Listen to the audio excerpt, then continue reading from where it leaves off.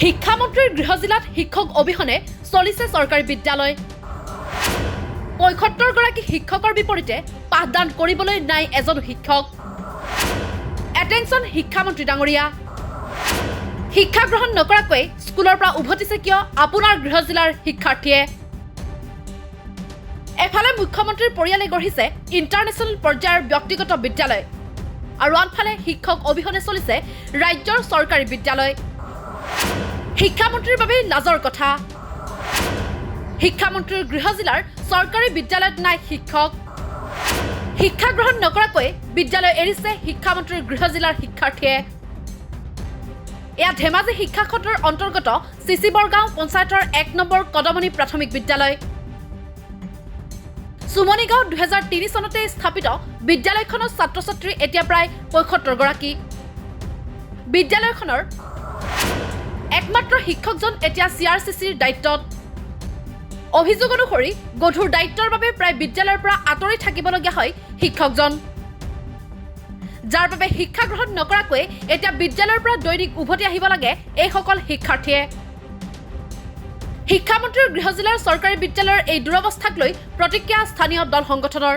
অতি দুখৰ বিষয়, আমাৰ শিক্ষামন্ত্ৰী ডাক্তৰ ৰণোজ পেগু ডাঙৰীয়াৰ গৃহ জিলাৰ নতুনকৈ গঠন হোৱা চিচিবৰগাঁও সমষ্টিৰ এইখন কদমনি প্ৰাথমিক বিদ্যালয় আৰু স্কুলখন ৰাজহুৱা খণ্ড বিদ্যালয় অৰ্থাৎ চৰকাৰী বিদ্যালয়। এখন চৰকাৰী বিদ্যালয়ত ইয়াৰ যি শৈক্ষিক পৰিৱেশ যি ধৰণে থাকিব লাগিছিল সেই শৈক্ষিক পৰিৱেশ আমি আহি প্ৰত্যক্ষ নকৰিলোঁ আৰু লগতে বিদ্যালয়খনৰ ছাত্ৰ ছাত্ৰী অনুপাতে শিক্ষক নাই। আমি বিগত দিনসমূহত আমি চৰকাৰক দৃষ্টিগোচৰ কৰি আহিছিলোঁ যে চৰকাৰে শিক্ষা বাণিজ্যিকৰণ কৰিব খুজিছে, শিক্ষা ব্যৱস্থাটোক সম্পূৰ্ণৰূপে ব্যক্তিগতকৰণ তেখেতলোকে কৰিব খুজিছে আৰু আমাৰ অসমৰ সন্মানীয় মুখ্যমন্ত্ৰী ডাঙৰীয়াই ব্যক্তিগত শিক্ষানুষ্ঠান তেখেতে প্ৰতিষ্ঠা কৰিছে। আৰু আপোনালোকে চাওক, আমাৰ গাঁও অঞ্চলৰ যিসমূহ ৰাজহুৱা খণ্ডৰ শিক্ষানুষ্ঠান আছে এই শিক্ষানুষ্ঠানসমূহত ছাত্ৰ ছাত্ৰী আছে কিন্তু শিক্ষক নাই। ইফালে সদৌ অসম ছাত্ৰ সন্থায়ো বিষয়টোক লৈ প্ৰতিক্ৰিয়া ব্যক্ত কৰিছে আৰু বিদ্যালয়খনত শিক্ষাদানৰ দায়িত্ব ল'ব বুলি ঘোষণা কৰিছে। কিন্তু চৰকাৰী বিদ্যালয়ৰ দুৰৱস্থাৰ উদাহৰণ কেৱল এইখন বিদ্যালয়ে নে? শেহতীয়াকৈ অসম বিধানসভাত শিক্ষামন্ত্ৰী ডাক্তৰ ৰণোজ পেগুৱে দাখিল কৰা তথ্য অনুসৰি বিগত ৮টা বছৰত ৰাজ্যৰ চৰকাৰী বিদ্যালয়ত ৭,৮৩৫গৰাকী শিক্ষক হ্ৰাস পাইছে।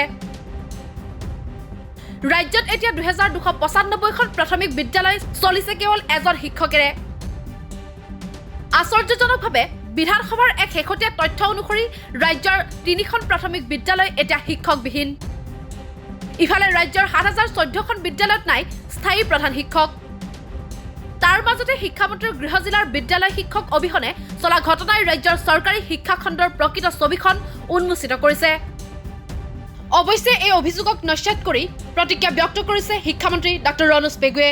বাতৰি এটা প্ৰকাশ পাইছে যে ধেমাজি জিলাৰ শিক্ষামন্ত্ৰীৰ গৃহ জিলাত এখন বিদ্যালয়ত শিক্ষক নথকাৰ বাবে এটা ছাত্ৰ সংগঠনে তাতে শিক্ষক দি পেলাই পঢ়া শুনা আগবঢ়াই নিছে।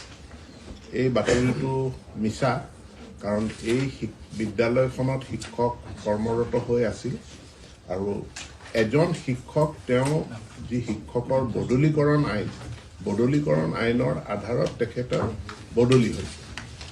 কৰ্মৰত শিক্ষকজন হ'ল কৃষ্ণকান্ত বৰা।